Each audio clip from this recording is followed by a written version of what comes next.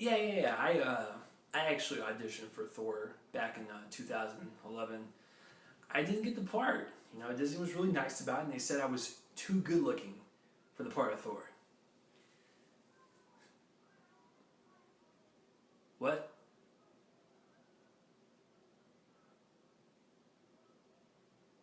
Yeah, I thought that didn't seem right.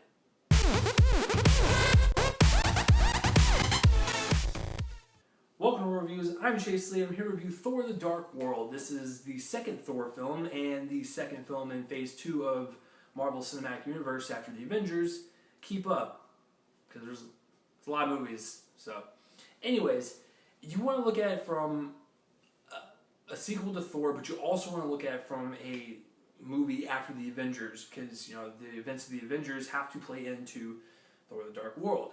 So, no need to talk about it, let's get into it. The directing. Alan Taylor, who has been known to direct episodes of Game of Thrones, which I have not seen, sorry, but I've seen promos of Game of Thrones. I actually saw like the first 5 minutes of the pilot, so I can see the tone from Game of Thrones, and I can see Alan Taylor's touch and taste in Thor 2. And I thought it was great. I thought it looked really beautiful. They went to a bunch of locations to shoot, and the scenery was good. Even the CGI, like I know Asgard's like all CGI, and I know most of the realms in the movie are CGI, but it looked really good. And like I said, when they're actually like on location in London and stuff, the cinematography and the way it looks is good. The tone of it's excellent. I thought he did a really good job, and I liked the first Thor, but Dark World is definitely better in my opinion. So the acting, Chris Hemsworth, come on, he is Thor. He's been Thor for 2 years now, and like that's the only guy I can see as Thor now. He kills in this one. He progresses his character like Iron Man 3 should have, Tony Stark.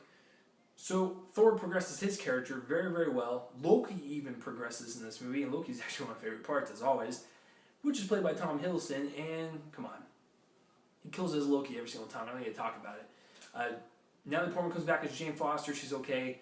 Kat Dennings sounds like a bunch of baby birds eaten by a cat. Stellan Skarsgård's in it. He's pretty good. And Jamie Alexander plays Sif, and she's okay. Ray Stevenson, he's awesome. Anthony Hopkins is Odin. The whole cast is good. No one bothers me. Even the villain, played by Christopher Eccleston, I think, Malekith. That's his name in the movie. I mean, he's a forgettable villain. Let's face it. Years down the road, when we're watching Avengers 2, we're going to be like, who's the villain in Thor: The Dark World? Who cares? Because now we got Avengers 2. Anyways, he was good, but like he's forgettable. And then, Kat Dennings sounds like a wet scratch on a chalkboard. But other than that, everyone did awesome. Cinematography, like I said, beautiful to look at. I really love the look and feel of Asgard, like every single time, even in the first Thor.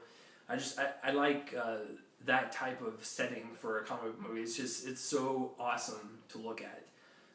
It's just very beautiful too. The editing, I will admit that it was slow in some parts. Like it did drag on, just kind of like a really slow accordion. But other than that, it did not ruin my experience with this movie. All right, so overall, this is better than Iron Man 3. This is the best movie of Phase 2 so far. We haven't seen Captain America 2 or Guardians of the Galaxy. So, I'm going to go pretty high. I gave Iron Man 3, I think, a 5 or 6. I'm going pretty high with Thor: Dark World. I'm going to give it an 8. An 8 out of 10, that is a good solid number. It's a great Marvel movie. If you're a fan of these movies, go see it. If you want to continue the storyline of Thor and after the Avengers, go see it. That's another thing, real quick, about Thor 2.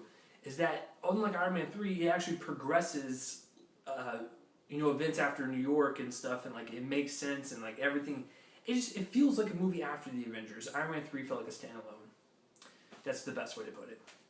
So, what did you guys think about Thor: The Dark World? Comment that place to rub on my face and let me know.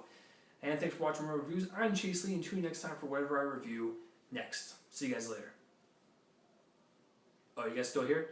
Okay, so if you're still here, I'm going to give you a warning right now. I'm going to talk about spoilers of the end-credits scene. Because when I watched it in theaters, a lot of people were very confused as to what was going on. So this is spoilers, just letting you guys know. You have been warned. What up? Here we go.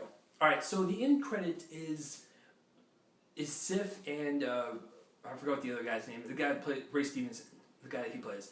They walk into this like spaceship type thing. I immediately thought of Guardians of the Galaxy, which I was right. It was so cool to see Benicio del Toro as the Collector. They hand the object to the Collector, and if you guys don't know, he's going to be the villain of Guardians of the Galaxy, the Collector. He's actually under the control of Thanos. So Thanos is up here, and then the Collector, and he pretty much puppets like a bunch of people.